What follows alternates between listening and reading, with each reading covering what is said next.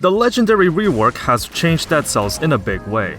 What used to be versions of weapons that scale with your 2 highest stats instead of just the 1, now have extremely unique properties that completely set it apart from its regular version, and it opens up new ways to play the game.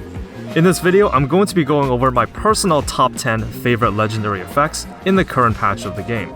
But before we get to the rankings, I do want to clear up some general information about how legendaries work now and how you too can play with them in a more accessible way than before. So prior to coming up with the idea for this video, I skimmed through the legendary affixes of pretty much every weapon in the game. Unfortunately, I just had to look through them one by one as there's no catalog or anything of the sort to show every legendary affix in one neat list. So in case anyone is not aware, the main difference between a legendary weapon and a normal one is that most of them will have a forced affix on the top of its tooltip that usually does something incredible.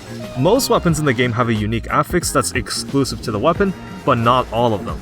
In fact, how they're handling legendary affixes is that a couple are added to existing weapons every content patch. So if any weapons you are looking forward to trying out does not have a unique affix yet, chances are it will arrive sometime in the future. Of course, for the weapons that don't yet have a unique affix, then the legendary version usually just buffs the weapon somehow, most of the time in a pretty generic way. For example, Repeater Crossbow will pierce all enemies, Boomerang and the Cross will have +1 ammo, and some others have something like Afflict 2 instances of a DLT instead of 1, and so on. In this top 10, while I could compare numbers and rank them based on how much damage it adds on top of the normal version, I'm choosing to rank my picks based on how different the weapon is, and how much it affects the way you see and play that weapon. So, not necessarily everything is based on seeing bigger numbers. Another thing I want to point out is that I find legendary items to appear more frequently than before. There are some ways to guarantee yourself a legendary item though.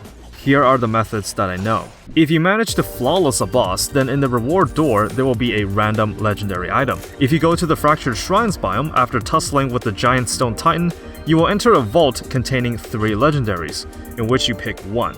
There's also the Wish mutation. The item that you pick up while the perk is active will be transformed into its legendary variant. However, the mutation is singular use and it can't be replaced. Much like the YOLO mutation, I recommend using this in custom mode, as you can control which weapon you want to be turned legendary, as having one less mutation slot is kind of a big drawback, so you really want the effect to count.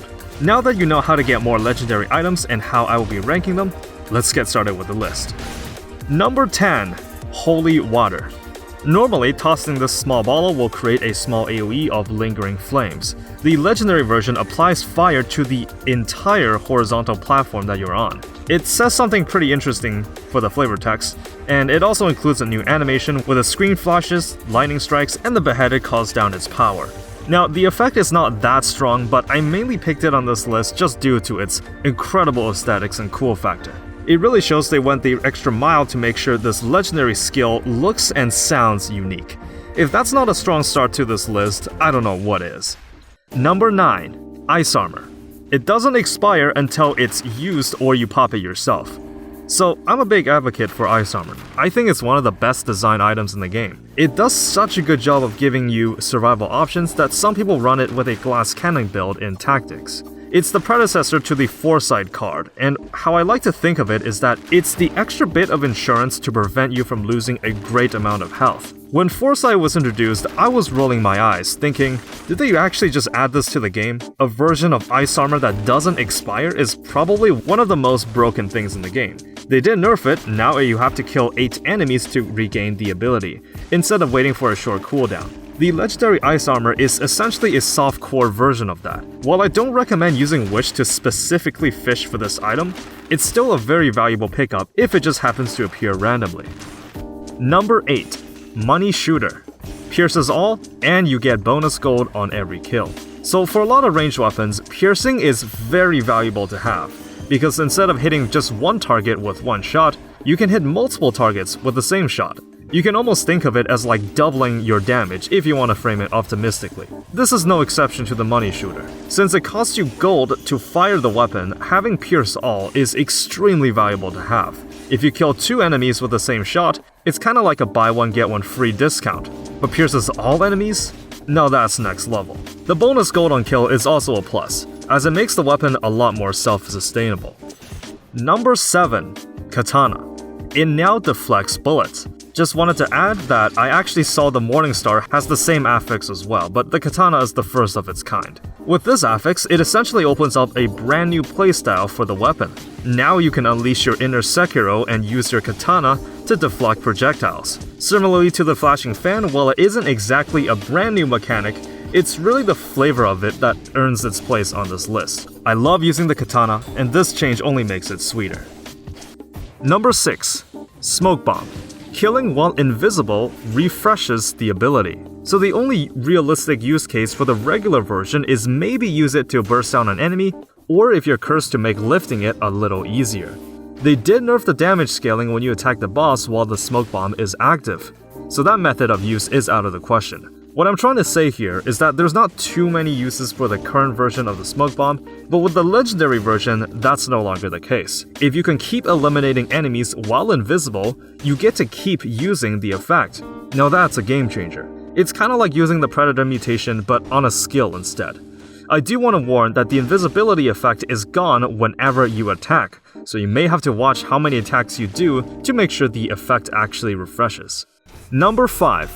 Hieroglyphs. Grants bonus health when dealing crits, but the health decays after 2 seconds. This is a legendary that I only recently found out about. Similarly to the Frantic Blade, you want to be on low health in order to unlock the full potential of the glyphs. And if you're on low health, you're probably close to dying. With the legendary glyphs, whenever you deal crits, you get some bonus blue health tagged onto your total. If you can keep up the rhythm, you can gain a pretty good amount of bonus health this way. The only problem is that the blue health expires after a couple seconds, so you have to play a bit more aggressively to retain it. It's a new way to play the weapon now that there is more incentive to be on low health, and the added defense makes playing it a little riskier but also quite rewarding. Number 4. Scythe Claws. It's now made into a single weapon, meaning it will only occupy one slot in your loadout. This is, I believe, the first legendary that features a unique sprite. This means in addition to being able to carry something like a shield or a support weapon, it's much easier to alternate between the two scythes in order to activate the crit condition. Now, this isn't something they needed to have added, but despite being one weapon, the kill rhythm mutation still works with the legendary scythes. Now that is a huge added bonus, as kill rhythm is almost like a match made in heaven with this weapon. It's a nice added attention to detail, and the legendary improves on the base version while also opening up some more playstyles. Number 3, bet you didn't see this one coming, but Pyrotechnics. The last hit in the combo absorbs nearby flames. It deals 15% more damage per flame source absorbed. I had no idea this affix existed. For a lot of the weapons in the base game, a lot of the legendary affixes are just base upgrades to make the weapon better. But being able to synergize with an entire status effect?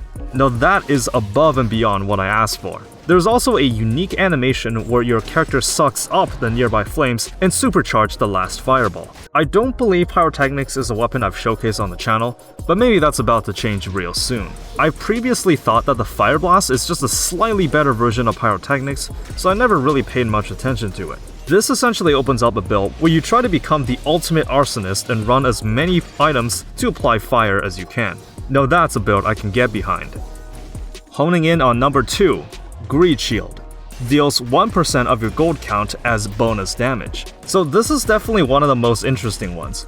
When having the legendary Greed Shield, it's almost like the game is trying to get you to do what the name of the shield suggests, be greedy. You want to hoard as much gold as possible.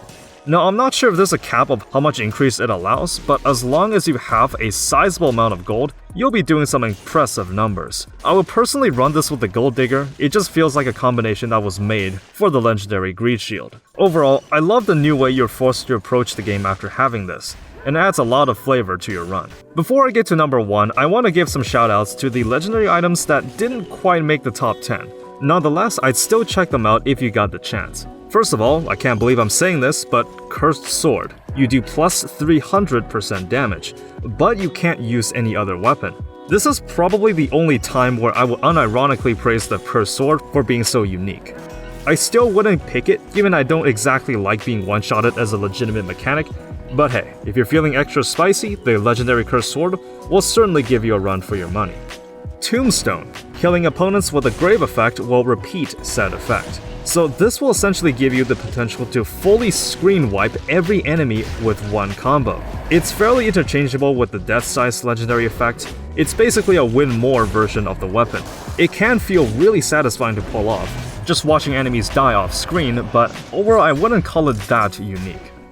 Frantic Sword heals 1% of HP per attack up to 50% of health. This basically allows you to sustain the crit condition without worrying too much that your health total will fall dangerously low. It adds some additional insurance if you're trying to play the weapon, so that's a nice added bonus. Machete and Pistol. This one is a fan favorite that was added in the last patch. Alongside the Scythe Claws, there is also a new sprite for the weapon. The effect states that it only uses the third attack, but if you use the weapon before, you'll know that the third hit is where you shoot the pistol. That's right, this effect basically transforms the weapon into a flintlock pistol. The legendary doesn't make it that much more different, but come on, you gotta give it some points for style. Finally, I want to give a mention to Oven Axe. Just like the Machete and Pistol, it now only uses the third attack. Since the axe crits on the third attack and onwards, this means the Oven Axe will always crit. I understand that slower weapons are not everyone's cup of tea, but the shortcut to the third hit can make it a bit easier to use in case you want to learn the weapon. And finally, my personal favorite legendary item in Dead Cells is probably one you didn't expect. Giant Comb. Brand new from the last patch, it will now also crit if you're in the air, as opposed to when only the opponent is airborne. It will also do additional damage if both of you are in the air. Now, that's really unique. Not only does it add a brand new crit condition, the effect is also something that's completely new. It opens up the possibility for so many builds and loadouts to work. You can use the nail or the scepter to launch yourself in the air. You can use snake fangs or the phaser to bring yourself to the enemy when you launch them. If you can dream up a way to use it, you probably can. I love this new design for legendary affixes. It really goes to show the endless potentials and creativity of the game. So that's my personal top 10 list of legendary items in Dead Cells. Of course, this video is made in version 3.4, so it's completely possible that more unique affixes enter the fray sometime down the line in future updates. If I missed a cool legendary effect, be sure to let myself and others know in the comments. I'm sure all the fellow beheaded out there would love to open up more ways to play the game. Anyways, new showcase video in the works. I'll definitely be going over what I've been up to this month in that video. As always, appreciate it for watching all the way to the end, and I'll see you in a bit.